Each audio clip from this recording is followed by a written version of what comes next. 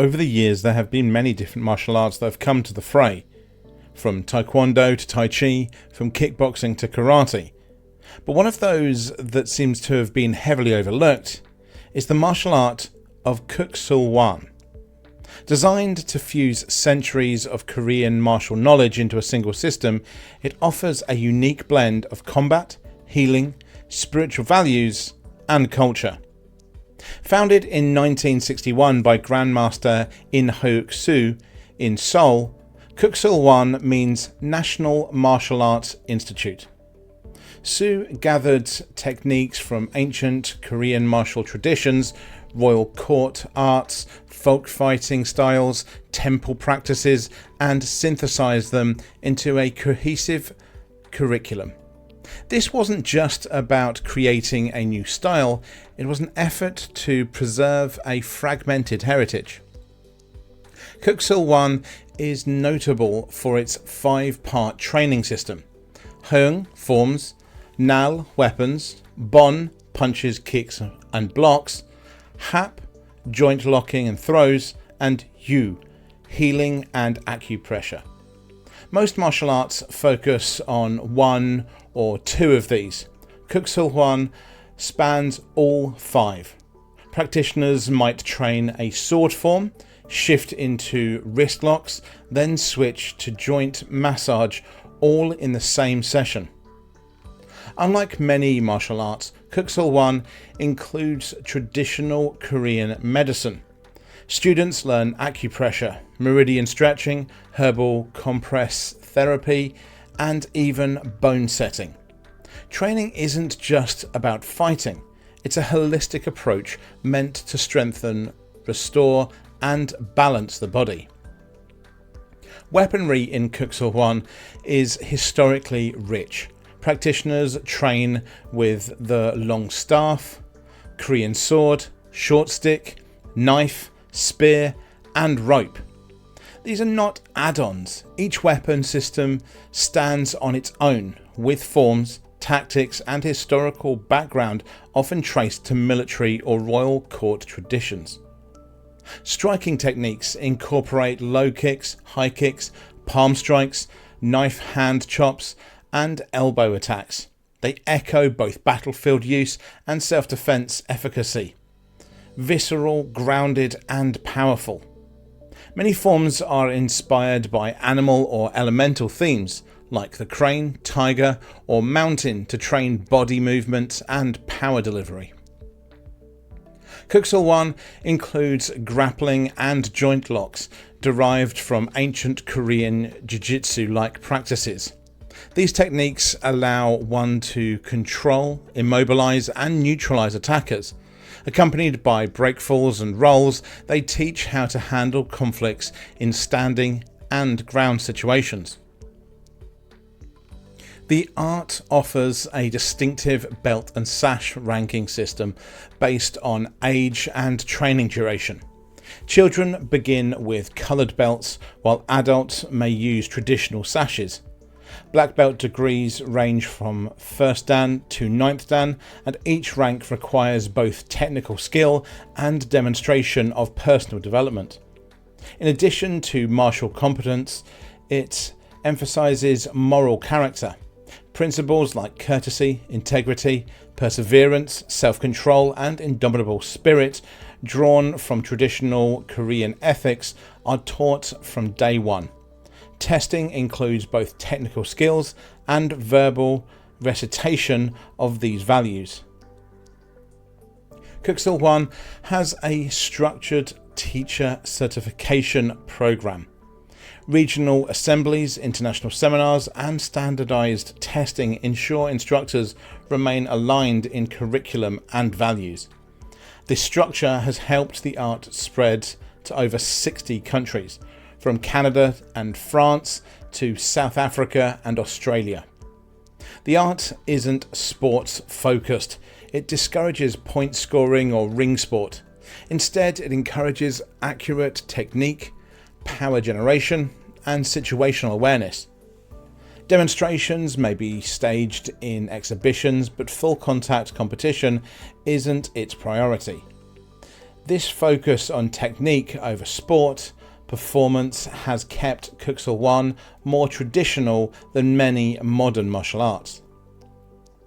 Kuk Sool Won preserves obscure royal court fighting arts, once reserved for Joseon dynasty nobility. It resurrected these nearly lost systems, like double weapons, forms and ceremonial blades. Training in these systems links modern practitioners to traditions dating back hundreds of years. In self-defense scenarios, Kuk Sool Won teaches what the Korean call instant discipline. A toothbrush grip might lead into a joint lock, followed by a directional kick, then a takedown, all in one fluid sequence. This layering of responses makes it highly practical in real-world situations. Internally, it incorporates breath control and energy circulation, concepts known as ki in Korean or chi in Chinese. This internal development appears in soft style movements, standing, meditation and certain energy enhancing forms, adding depth beyond pure physical combat. Kuk Sool Won forms range from simple one-step patterns to complex multi-stage choreographies that mimic martial application against imaginary opponents. These Hyeong help students develop posture, timing, spatial awareness, and muscular coordination.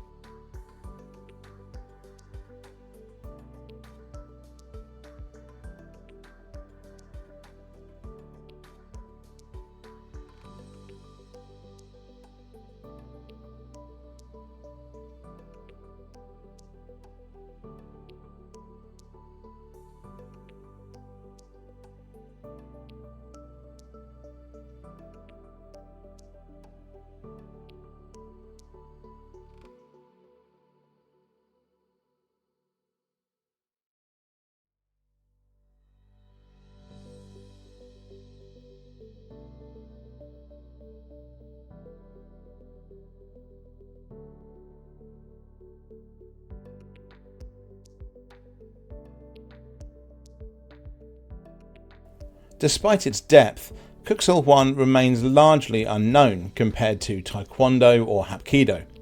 UFC, MMA, YouTube martial arts stars, none usually feature it, yet its technical variety rivals many well-known arts, raising questions. Is it overlooked because it lacks commercial appeal or because of its tradition-first structure? Kuk Sool Won hosts international camps, instructor seminars and annual world championships. Though not competitive in the sense of contact bouts, its demonstrations attract martial arts enthusiasts for weapon forms, healing workshops, synchronized group performances and rank testing, all reinforcing community instead of combat. Films and pop culture rarely portray Kuk Sool Won, but its principles inspired movie choreography in Korean cinema. Some stunt coordinators aware of its heritage draw on its joint lock and weapon methods for realistic cinematic combat. Kuk Sool Won emphasizes traditional weapon hygiene and respect. Staffs are oiled, knives are cleaned, and weapons are stored with ceremony.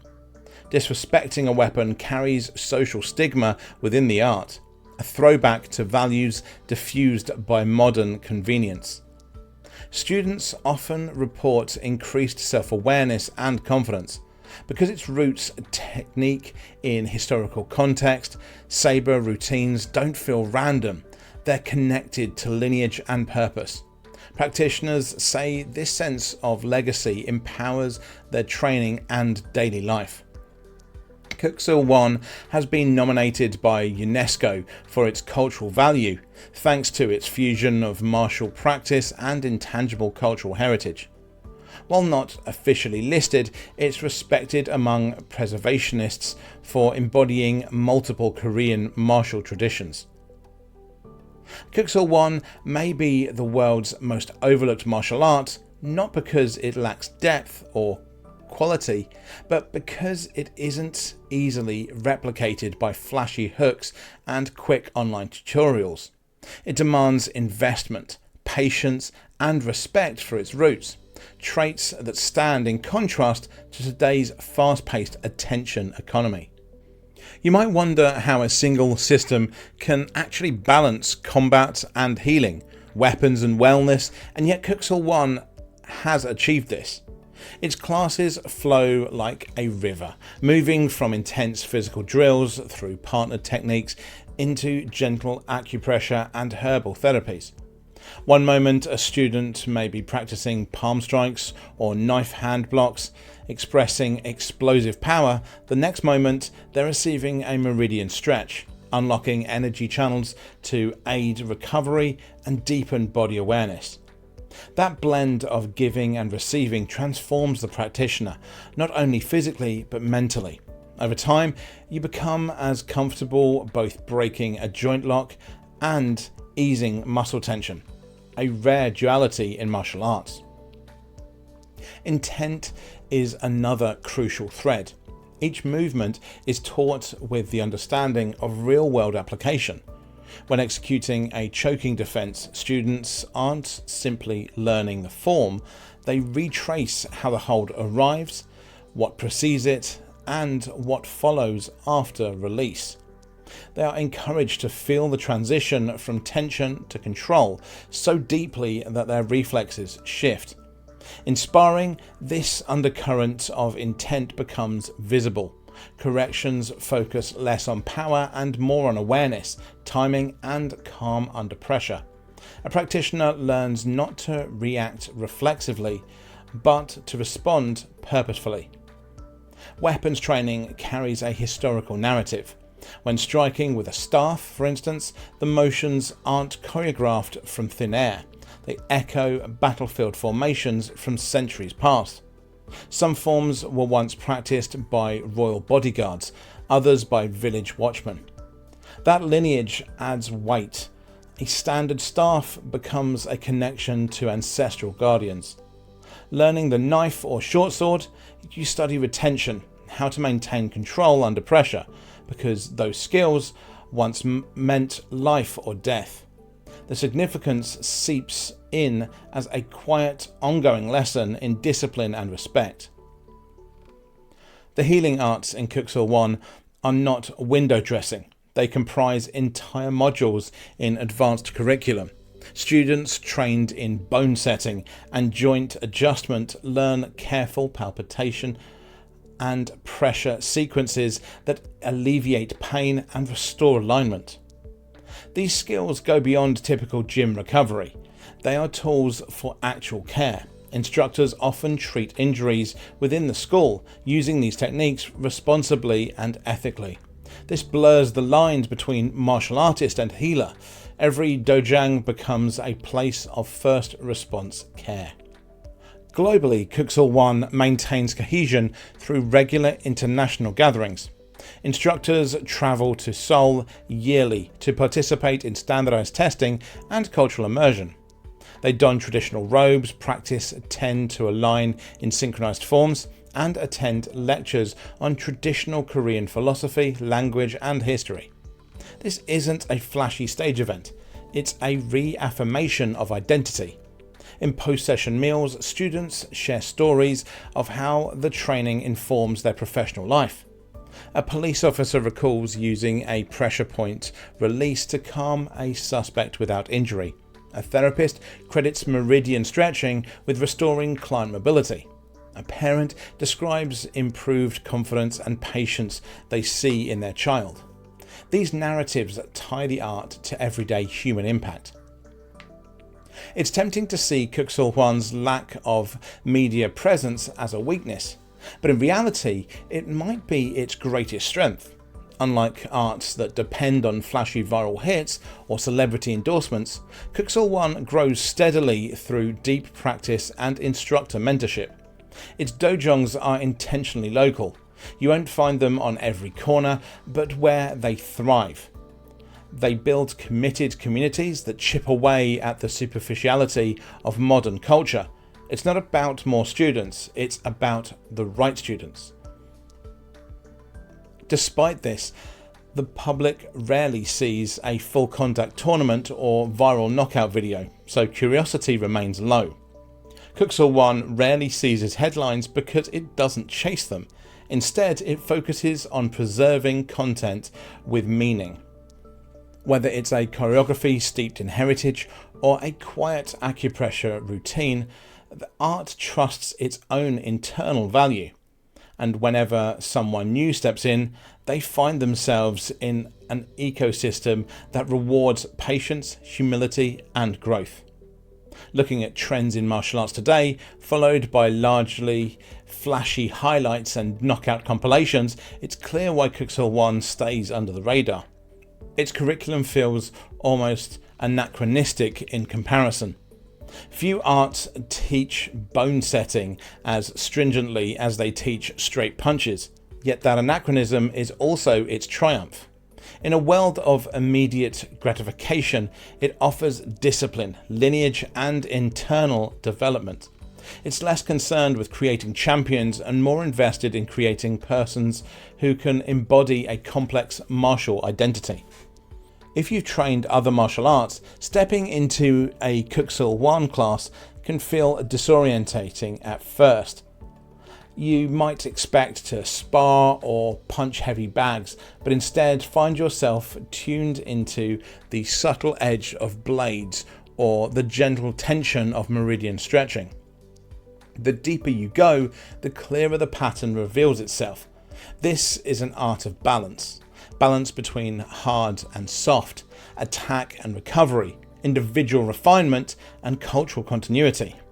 But what does this mean for the future of Kuk Sool Won? We're seeing early evidence of a renaissance. In parts of Europe and North America, small but passionate groups are opening dojongs dedicated to its comprehensive system. Documentaries are being produced and English language practitioner manuals translated. In select universities, Kuk Sool Won is being studied not just as martial sport, but as cultural heritage and wellness architecture. So whether or not you believe it's the world's most overlooked martial art, consider this. Its obscurity isn't ignorance, it's by design. Kuk Sool Won didn't chase Olympic gold or viral fame, it chose preservation. It embraced fullness. It prioritized equity between the warrior and the healer, the sword and the spine adjuster. It asked its students to practice complexity long after it became inconvenient. In the end, perhaps the real question isn't, is Kuk Sool Won overlooked, but do we value martial arts too selectively? In a moment in history when speed and spectacle channel attention, there is something almost radical about an art built on slow mastery and quiet confidence. Kuk Sool Won isn't broken, it's simply both deeper and subtler than most audiences expect. Teachers will often point to a handful of stories that they've heard at international meetups, from firefighters who credit their joint mobility training for injury prevention on the job, to a social worker who will benefit from soothe trauma-related tension in at-risk youths. Elsewhere, however, a martial arts therapy clinic in France has incorporated Kuk Sool Won's healing forms, especially meridian stretching and herbal compresses, into physical recovery programs. Patients' recovery from back surgery reported increased mobility and reduced medication use, attributing their progress to the integration of martial arts-derived rehabilitation techniques. This approach has bolstered interest in martial wellness models and positioned Kuk Sool Won as a potential bridge between sport and sustained health. A fascinating academic project in Canada studied the cognitive impact of practicing Kuk Sool Won long-form Hyung. Participants showed improved spatial awareness, memory retention, and stress resilience. Researchers suggested that the blend of memorized sequences, breathing control, and physical challenge engages the brain in a manner similar to meditation, neural exercises, and martial practice combined. It's rare to find one system that tackles mind, body, and heritage in such a unified way, and researchers have taken note. International seminars further amplify sharing learning.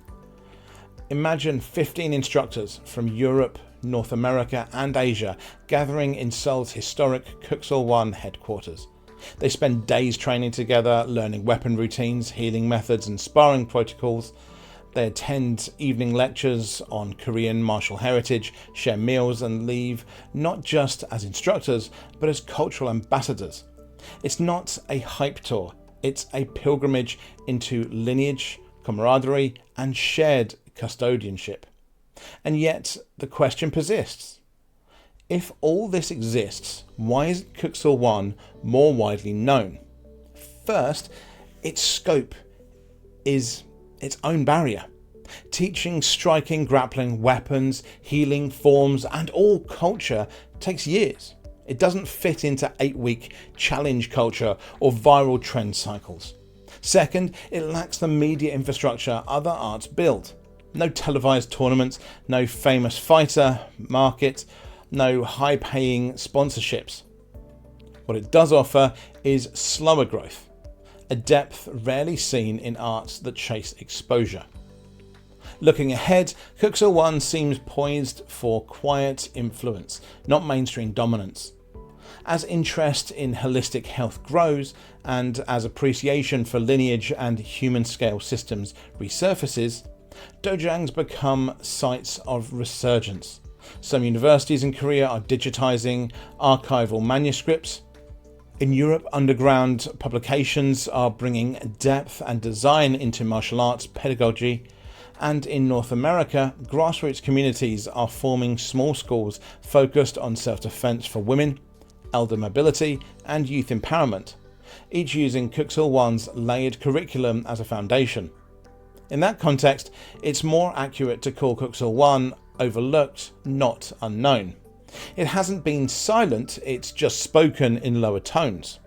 It aligns with students who don't demand spectacle, but coherence. In an age dominated by flashy algorithms, this art opts for quiet persistence. And for those who engage, the payoff is not a viral moment, it's a lifetime of practice, pride, and possibility. Consider this.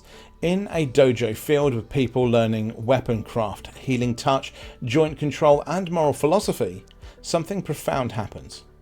Lineage bleeds into learning. Tradition becomes practice, and a martial art becomes a way of life. Kuk Sool Won offers not superficial mastery, but cultural sustenance. And that might be its most subversive trait in a world limited by attention spans. The future of martial arts could be measured in depth, not just dominance. Kuk Sool Won doesn't fit neatly into the categories of sport, fitness, or combat. It lives where those words meet. Bridging healing, history, and humanity. It embraces both the sword and the spine, the punch and the poultice, the ceremony and the self-defense. If you've listened this far, you've already taken the first step. There's no viral video to prove its worth, there's no celebrity endorsement to guarantee legitimacy, but there are people, teachers, therapists, school administrators, community builders who carry its torch. Their stories aren't splashy, they're durable, they're human, and they matter. So, is Kuk Sool Won the most overlooked martial art in the world? not because it lacks value, but because its value isn't measured in likes or rings. Its worth is in the quiet craft of mastery, the resilience of cultural memory, and the bonds woven between student and lineage. Maybe it's a different kind of overlooked, an art waiting for those who aren't just looking, but listening.